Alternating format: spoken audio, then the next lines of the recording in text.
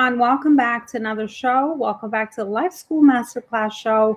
We're back on another Friday with another fabulous guest on. And you guys already know that we talk about different topics related to business and life. And we're also found on all major podcast platforms. And we're always looking for sponsors and guests. So if you are interested, fill out the link on the bottom of this interview or on the bottom of your show. And as usual, you guys, for new listeners, I am Elona Lopari, your host, and I'm a business strategist, and I help high-ticket service providers position their high-ticket offers through organic marketing and sales conversations so they can scale to 6 and 7 figures. And today, of course, as we always promise, I have another fabulous guest on, Shannon. Holly, thank you so much for finding time to be here with us. Absolutely. Thanks for having me. This is really amazing. I loved the beginning of your show. It's very super cool. And I'm a little nervous. I know that you are a podcasting expert, and we'll speak about that. But I'm so glad that you are here, and thankful for all the tips that you share with us. For anyone that's looking to start or grow a podcast, that's an amazing platform to let your voice get heard and reach people and impact them. So it's really beautiful. Thank you so much for coming on. And I'll start with a little introduction. I know we're chatting a little bit before. You have a very impressive, diverse background. So I want you to speak for that yourself. So tell us a little bit about your background. Thanks so much. I appreciate it. And by the way, I don't think there's any rule for how a podcast should go. And I think you have it nailed. So I don't have any tips for you. I would say that I came to podcasting in a very nonlinear way. And I think, frankly, most people find themselves playing different roles that they never anticipated in a nonlinear way. I think that life has a way of intervening, and more often than not, we find ourselves exploring several different types of careers and ideas throughout our life. And I think it's beneficial because each of those things inform the next thing that you do. So that all said, I actually started out in the event space planning large-scale trade shows as the exhibitor. From there, I went to the other side of the fence and planned large-scale trade shows for actually the world's largest trade show management company, Reed Exhibition. So I was on the other side of the fence, preparing for associations and attendees and exhibitors coming into a city to go to a trade show. So I've been on both sides of the fence. I had my own business doing it. And then I was recruited by boutique hospitality, 5-star hospitality, to do smaller events, very high touch, white glove, C-level retreats in a very special environment where they would come for 3-4 days for team building, confidential retreats, that type of thing. So I have a very long background, traditional background in that level of service and events. When I had my son, I could no longer do those 12-hour days that it required. And I switched careers. So nonlinear, number 2. And I went into jewelry design. And I learned how to do everything from lost wax casting to 3D printing. I learned every methodology I could, and did a lot of other types of art during that time, like oil painting, sculpture, fiber arts. Because again, everything we do informs our work. And I did that for a very long time and worked with amazing designers in the city, was in great boutiques in New York and Connecticut. And from there, I ended up in a very strange situation. I had a house fire and had to close my studio down. And when I came out of that, I went back into events, and then the pandemic hit. So everything to do with events just poof, went up in air, right? Everybody went home and nobody went to a live event again. So out of those ashes, I pulled my marketing strategy work out and really focused on building content and fell into podcasting. So here I am. That's my long story long, but here I am. I am now officially a podcaster. Mm. Well, that's an amazing journey, and all the trials and tribulations and all the different skills that you have gained along the way, I'm sure they can definitely apply, because I speak to a lot of guests that are going through transitions, and a lot of people, even after the pandemic, are trying to figure out how to position their passions and are getting more clarity with what they want to do. So it's a lot of times it's like we're not planning for these things, but it's life directing us exactly to that next thing that we want to do. So glad you landed into podcasting. And what is the name of your podcast? It's Culture Factor, and it's been going for about a year and a half. I have my new season coming out where I will be talking about the creator economy that has emerged through COVID, innovation, entrepreneurship. The pandemic brought about two things almost simultaneously. A lot of people were furloughed and are creating and trying to figure out what their next game is, like you were saying. And some people are part of the Great Resignation and have decided they don't want to go back to the office. And so they're creating something that works for their life. We were all home for a long enough time to sit and think about what we want to do, where we want to go, what gives us meaning. I don't think anybody's had that much time on their hands to be able to do that. So I guess it's been a blessing and a curse for some people, but I think out of these ashes, we're finding a lot of beautiful and humbling innovation happening all over the world. And so Culture Factor dives into that. So I hope you'll come join me and give a little listen. Yeah, sounds so interesting. And now I'm curious, how did you get started with that idea? What made you decide to start that podcast around that theme? And what is it about? What kind of content do you put out there?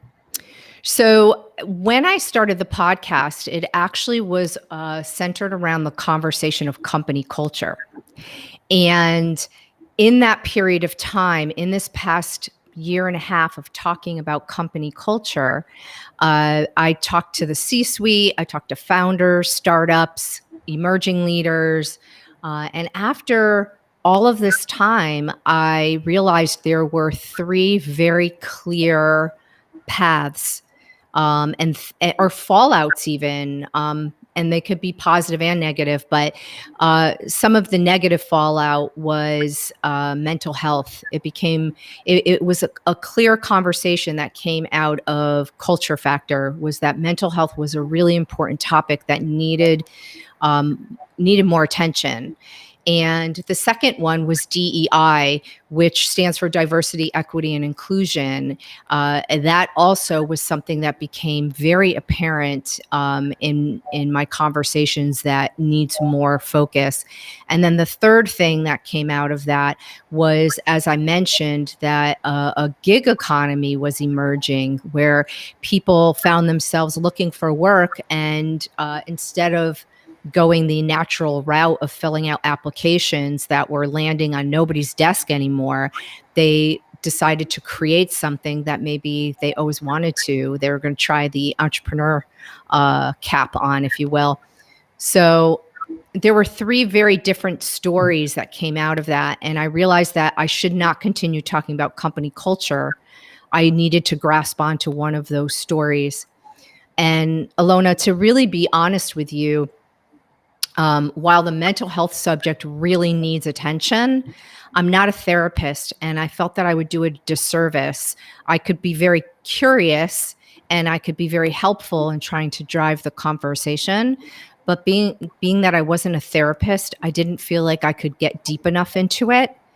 And DEI, I felt like it really needed a strong person who was in the human resources space. to really dive into some of the laws and detail in there that I don't think I could have covered well. And the entrepreneur part, since this is like round 3 for me, I felt pretty well suited for that conversation. And that's how I came into the new season of Culture Factor. And that's where that conversation is around, is entrepreneurship and innovation and the creator economy that emerged. I love the way that you have kind of just brought yourself towards the journey and really allowed yourself space to adapt to the message. Because you don't always know when you start something. And I know the show, a lot of entrepreneurs watch us. So even just like that, with any new creative project, you don't always know how it's going to go. But through the process, you start clarifying your voice, your message, who you want to reach, the impact you want to make. So, what you just spoke about, the content that you cover there, it's a perfect example of that. So I think, that's maybe one of the things that we shouldn't be afraid of, changing our mind and adapting our voice to get to the clear message that we're able to give and where we add the most value. Because I feel like a lot of times people, maybe that could be something of why they don't want to start a podcast, because they're like, what am I going to say? I don't have enough expertise in this or that. But just let the process take you with it so that you adapt and grow along the journey. So, yeah, I agree. Holly, do you have any tips for how did you start your podcast? Because there's a lot of people that maybe are looking at podcasting as a way to, put their voice and their message out there in the world. What can you share with us? So I actually got into podcasting by accident. So when I dove into my work in content, building content, it was building out websites and sales decks for different presentations. And the podcast was designed as a pull marketing tool. So what that means is that I'm trying to get people to get to your website. And so it became a tool.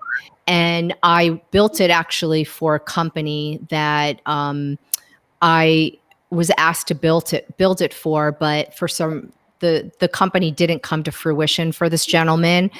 So I ended up just taking the podcast and moving on. But the great thing about a podcast is that here's the thing, your business is your brand and your brand is your business. So if you could have a way to share what you do and the value that you can create for a business, and you could do it globally and have that global reach, why not do that? You think about, and I liken podcasts to being like a search engine. So you go on Google and you look for something in particular, whatever it is you're Googling that day. You're looking for entrepreneurship tips. Let's just say that. You go to Google, right? Or you go to YouTube. These are search engines. You don't go to Facebook and Google that, because that's a bit of an echo chamber. That's an app that's only keeping you within the confines of your group, the people that follow you pretty much. So podcasting gives you this global reach. My podcast is reached in 77 countries. That is because it's on all these different platforms, from iTunes to Spotify to iHeartRadio. People find you. So if you ever want to be found, having a global voice and footprint is really a fantastic thing. And, I also say about podcasting is nothing kicks the door open like a cold email that says, hey, would you like to come on my show? You get people's attention a lot quicker than, hey, how would you like to chat for 15 minutes over coffee, but we've never met before. Mm-hmm. Yeah, it's a great way to network, and that's the value that I love from doing my show for over a year and a half now. But it's a great way to meet new people and just chat and learn from each other. And that's how I started my journey. I learned through podcasting because we're always multitasking as women. I feel like we're always doing 20 million things. So just put your headphones on and you're learning and you get to connect with all these different people. And that's how that started. And maybe for someone that just started, for me, it was more comfortable because I wasn't comfortable on camera yet to just do a podcast. So yeah, that's really cool. And how about growing tips? How were you able to reach all those people? Do you have any tips how to grow an actual podcast? So my podcast started off with 0 downloads, just like the rest of the podcasting world. So when you start, you can't expect miracles, and you certainly can't expect it after week, 1 or month 1. But you do start to see traction after about a year. But it requires a lot of attention towards sharing your gift, sharing your product, sharing these conversations. Elona, you said like these are your personal master classes. This is your you have a growth mindset, clearly. So, each of these times that you do a podcast with somebody, you're learning something new. So you have to share that with other people and find that audience that's interested in learning the same things as you are. So you have to build your community, and it takes some social media work. So it does have a little bit of a lift. You do have to go on different apps, Twitter, LinkedIn, Clubhouse, Instagram, Facebook. You have to spend your time on some different apps, and you have to share the good word, like what you're learning and what your takeaways were, and build from there. What I would say as a lesson learned to me, because I made this mistake, I went on everything. So I was posting my own page, a page for Culture Factor, and I was on 4 different social media sites. So I got burnt out pretty quickly. So what I would advise to people is pick the places that you enjoy playing in. Like I call it the Marie Kondo of social media. Like pick the ones that give you joy and throw out the other ones, because you can't be everywhere all the time, and you can't engage with your audience all day on four different sites. It's just not going to happen. So pick 1 or 2 that really resonate with you. Elona, I'm assuming you probably use LinkedIn as one of them because you're doing business related, and maybe something else. And put your energy there, show your enthusiasm, post about your show, and engage in the comments. When people throw up a comment or ask a question or encourage them to ask a question, engage, like answer it with meaningful comments. And if it gets traction, like if people give comments to this podcast that you're doing right now, tag the person that you did the podcast with, let them join the conversation and build momentum. Like, I hope you do that. Like if any of your community says, hey, I have a question for Holly, tag me in it. Like, let's get the conversation going. And that's how you grow your podcast. And that's how you grow your community, because you're cross-pollinating audiences and you're constantly bringing valuable responses to them. So that's how you grow it. I'm in the top 2.5% right now. And it was work, but it was worth it. And I hope to get higher if I can. Well, I love a few things that you said about not rushing it, right? Giving it a year of consistent content. I think the other thing is staying consistent, because people want to start expecting the show from you. So that's how you keep the engagement going as well. But I love that you said give it a year. It's something new. It takes a while to put yourself out there, and also people to start finding themselves in what you're saying and building that community. Anything that's worth building will take time, and a lot of times we're impatient because we want quick results. So, and I'm a business strategist, so you spoke my love language. He says stick to the platform where you're most comfortable and where the people that you want to impact are hanging out, right? So you don't have to be everywhere. That's a newbie mistake, shiny object syndrome, because it's that scarcity mindset of trying to be everywhere but really not getting anywhere. So I love all the tips that you had to share for our audience. I hope that people will find value from everything that you had to share. Thank you. Holly, we're at the end of the interview. Is there any last message that you want to share for our entrepreneurs? Anything that you maybe have learned that want to share with other people in the effect of inspiration, or any lesson that you'd like to share with me? Yeah, I think I'm a believer that everybody should own their own mic. I believe that if you have ideas and you want to share your voice, that you should share it with the world. And if you think for 1 minute what you have to say is not important enough or interesting enough, you're really 100% wrong, because there is a community out there for nearly everything, and people are looking for you. I do encourage women especially to own their own mic, because I think it's really hard for women to be heard and use their voice. And don't wait to be having room at the table. Create your own, get a microphone and start podcasting, and create your own voice out in the world. I really think that it's important to see yourself as a thought leader, to put yourself out there, and people will learn from you and see you in that way. So get out there and do it. Just get out there and do it. It's so fantastic. Elona, I'm sure that you feel the same way. So we both own our mics. So definitely own your mic and create your own platform. You never know who you're inspiring. Absolutely. I had to learn that the hard way, especially at the beginning when you have all your imposter syndrome and limitations and all of that. But once you hear that one person was inspired and you helped someone, then that's just enough ammunition to keep going. So yeah, definitely. I agree. Holly, thank you so much for everything. Where can people find you if they would like to connect with you further and find your podcast? So hollyshannon.com is my website. So if you want help curating your own podcast, you can reach me there. And my podcast is called Culture Factor, which you could get on Apple.